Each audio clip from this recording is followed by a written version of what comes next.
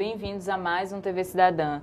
Hoje a gente vai conversar sobre o Instituto Biota, que é uma ONG que tem 2 anos e meio e está fazendo um trabalho muito diferente e pioneiro aqui em Alagoas. Conosco o diretor executivo do Instituto Biota, Bruno Stefanes.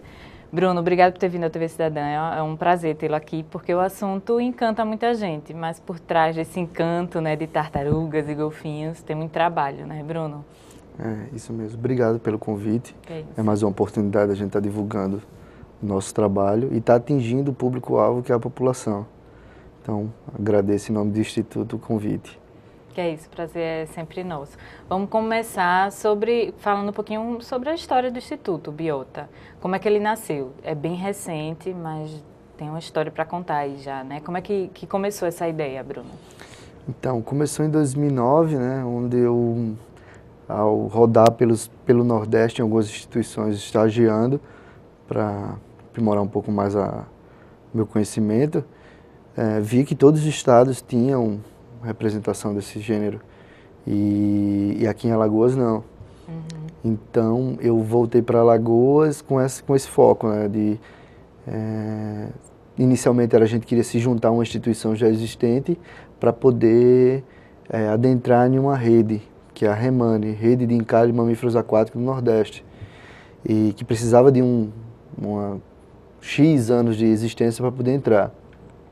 E aí a gente entrou em contato com uma instituição já existente para montar um grupo, e a gente viu que a gente fazendo isso ia estar muito limitado em algumas coisas, ia estar dependendo de terceiros para tomar algumas atitudes, ia ficar amarrado em algumas ações. E aí do nada a gente disse, não vamos fazer isso só pelos anos de existência da outra instituição. Vamos fundar a nossa instituição e daqui a X anos, como a exigência da rede, a gente tenta adentrar nesse grupo. E assim foi feito, né? Em 1º de junho de 2009, nós registramos a Biota, 4 biólogos. Você é biólogo, eu não disse, mas você tem formação em biologia. Na época eu não era biólogo ainda, eu era estudante, né? Então éramos 3 estudantes, uma bióloga e uma veterinária. Esse foi o corpo diretor inicial da Biota e fundamos a Biota, né? Que tem como objetivo principal o quê? Vocês pensaram em trabalhar com o quê no começo? O objetivo principal era trabalhar com mamíferos aquáticos, golfinhos, baleias, peixe-bois e outros, né? Que a gente já teve até encalhe de lobo marinho aqui em Alagoas, em 2009. Então, o nosso foco foi esse, e também com tartarugas, porque eu já executava trabalho na minha graduação com tartarugas. Mas a demanda hoje em dia é bem maior para tartaruga e menor para mamíferos aquáticos. Então hoje em dia a gente é mais conhecido pelos nossos trabalhos com tartaruga do que com mamífero, sendo que o ponto inicial foi com mamíferos aquáticos. E o que todo mundo deve estar se perguntando em casa, o que quer dizer biota? Então, biota é uma sigla, né, um termo científico que é usado no meio para direcionar assim, a biota daquele local. Então quer dizer que é todo ser vivo daquele local, período geológico ou época. Então se você está falando da biota, é todo ser vivo, da fauna ou da flora de um determinado local. E tem uma sonoridade bacana, né? Eu acho que isso ajuda também para o nome ser divulgado, né, Bruno? O que é que você acha do nome, do impacto do nome? Foi muito interessante, né? Assim, a gente começou com GEPA, que era Grupo de Estudos e Elaboração de Projetos Ambientais. E aí, isso antes de ser fundado, né? E depois, como esse grupo ia ser filiado a uma instituição já existente, aí depois a gente resolveu não fazer dessa forma, aí eu disse, não, então vamos procurar um nome que represente o nosso significado, nossa função de ser, que é essa de defender a vida. E aí eu estava lendo um livro e revi, né, a palavra biota, porque na cabeça não veio. Quando eu vi biota, eu disse, não, é esse, e na hora eu já apresentei a proposta para os outros parceiros, e aí todo mundo aprovou, e daí a gente foi correr atrás agora de bolar uma logo pra gente. E também tem uma explicação essa logo, né? Isso. E aí, inicialmente, eu entrei em contato com um amigo meu, lancei a proposta, como seria, né, eu quero assim, assim, assado, e ele trouxe algumas ideias, e daí saiu, inicialmente, essa proposta, que é 5 animais, né, um de cada classe, um réptil, um anfíbio, uma ave, um peixe e um mamífero, e a árvore simbolizando a flora no meio, porque a gente também tem trabalhos ligados à parte da preservação da nossa mata. Então vamos a esses trabalhos. Vocês têm projetos específicos, mas o carro-chefe, que as pessoas estão começando a conhecer mais agora, é os cetáceos de Alagoas, que você vai explicar daqui a pouquinho o que é, e o Protarta. Isso. Né? Vamos começar pelo primeiro, cetáceos de Alagoas. Então, cetáceos de Alagoas. Cetáceo é uma ordem, né, de mamíferos, né, que é os golfinhos e baleias. Então, essa ordem é a ordem cetácea, e aí a gente botou cetáceos de Alagoas porque, como aqui em Alagoas já existe o projeto Peixe-Boi, então, para Peixe-Boi a gente sempre passa essa demanda para eles, apesar da gente também, nossa licença também nos respaldar, mas eles são a autarquia máxima nesse assunto, então a gente passa para eles, vai junto com eles em algumas atividades, muitas vezes algumas vezes eles, como a sede agora é lá em Porto de Pedras, e quando tem ocorrência aqui mais próximo da capital, a gente vai primeiro, tenta fazer o primeiro atendimento e depois eles chegam, entendeu? Então existe essa troca também. Por isso que a gente não botou uma coisa tão ampla. Focou o nome do projeto em cetáceos, que é baleias e golfinhos, mas também a gente atua com todos os mamíferos, incluindo os pinípedes, que são os lobos marinhos, leões marinhos e focas. Inclusive a gente teve em 2009 um lobo marinho que encalhou na Pajuçara, pouca gente soube disso, né? Mas esses animais também em rota migratória acabam encalhando aqui no nosso estado. E vamos a esse trabalho mesmo do encalhe, né? Como é que vocês atuam nesses momentos? Para as pessoas entenderem exatamente como é o trabalho de vocês. Eu sei que não é só, é isso que a gente vai esclarecer aqui, não é só a questão do encalhe, nem do resgate, né? O Instituto é mais amplo.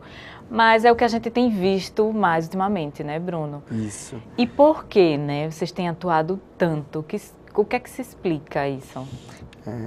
Tudo começa, né, no desequilíbrio, né? Um animal encalhou por algum motivo, as razões de encalhe são dezenas, mas a mais frequente ultimamente está sendo a ação humana. Certo. Que os animais já seguem nossa costa em avançado estágio de decomposição, a gente não tem como afirmar, mas o animal apresenta sempre algum indício que teve ação humana.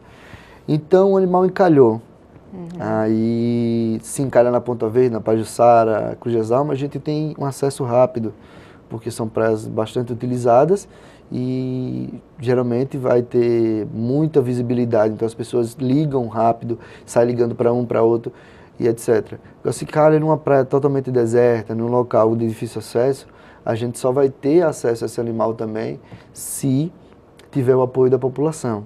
Então, e é bom a gente deixar claro que o encalhe acontece nem sempre com os animais já mortos, né? Eles encalham vivos. Encalhes pode ser vivo ou morto. E aí vocês chegam para fazer isso, o resgate. Isso. Encalhe pode ser vivo ou morto, e a gente vai fazer o resgate também, de vivo ou morto, porque, como eu já falei, esses animais são raros, a maioria está na lista vermelha de animais em extinção, e qualquer informação que a gente consiga captar dessas carcaças, seja por tecido, seja por osso, seja por conteúdo estomacal, é extremamente válida. Então a gente vai fazendo essas coletas com fins de científico, com fim de ajudar na conservação dos animais com publicação científica. Tanto é que ao longo do histórico a gente vai coletando material para depois ou a gente mesmo analisar ou fornecer material para pesquisadores de fora, como a gente já tem feito. A gente está ajudando um pesquisador de doutorado da Paraíba, fornecendo material biológico para ele, está fornecendo material biológico para a pesquisadora do Rio Grande do Sul, que está fazendo também trabalho com metais pesados em tartarugas. Então toda a coleta que a gente faz tem um fundamento, a gente não está coletando só para deixar estocado. Infelizmente as pesquisas são poucas aqui em Alagoas, mas a gente está começando a estimular isso no alunado, né? Agora em 2011 a gente firmou o convênio com a UFAL para facilitar essa pesquisa, esse intercâmbio. A gente já cedeu 3 carcaças de golfinho para a UFAL montar os esqueletos, servir para estudo também. Então a gente está tentando estimular isso aqui no estado para que o aluno não tenha que fazer o que eu fiz, tenha que rodar o Nordeste todinho estagiando em instituições fora para adquirir esse conhecimento, que aqui a gente tem isso. Então uma das principais também armas da gente é essa, que a gente está capacitando profissionais locais. Então todo o voluntário que chega na biota, ele apresenta um seminário para a gente dá tema, a gente explica todo o procedimento, que é para formar a pessoa, não só simplesmente o fato de ele estar ajudando, ele vai estar adquirindo conhecimento. Então, voltando à parte de encalhe, o animal encalhou, então a gente vai até o local. E a gente estava perdendo muito animal devido a essa falta de informação. É por isso que a gente tem acionado tanto a imprensa justamente com esse objetivo, da gente ter acesso aos animais. Para você ter ideia, um número base, em 2009 foram 5 tartarugas em 6 meses, 2010 15 tartarugas, 2011 61 tartarugas. Isso faz parte do processo de reconhecimento da população, saber a quem ligar. Entendeu? Então a gente está tendo acesso. Na verdade, não é que estão aparecendo mais tartarugas encalhadas e golfinhos encalhados, é porque a população já sabe identificar e aí já sabe a quem procurar. Isso, é justamente isso. Por enquanto a gente não tem como afirmar. Os números são lógicos, né? Está aumentando, mas eu sempre digo, será que está aumentando o número de animais ou a gente está tendo maior acesso? Então a gente só vai poder fazer um balanço daqui a 3, 4 anos a mais, quando a gente vai ter uma constante, e aí a gente sim vai dizer, não, ó, a partir de 2011 foi quando a gente ficou mais conhecido, realmente esse número foi padronizado, geralmente é esse número que tem anualmente. Então, a gente só vai ter essa base, se está aumentando ou não, depois de alguns anos de trabalho, porque antes da biota não existia, entendeu? Essas bases. E agora está existindo. E aí, como você está tocando nesse assunto, o trabalho de vocês é pioneiro, né? É um trabalho amplo que não existia em Alagoas antes de vocês, pelo menos nessa amplitude. E você falou que as pessoas não sabem como lidar quando elas enxergam um animal encalhando na praia.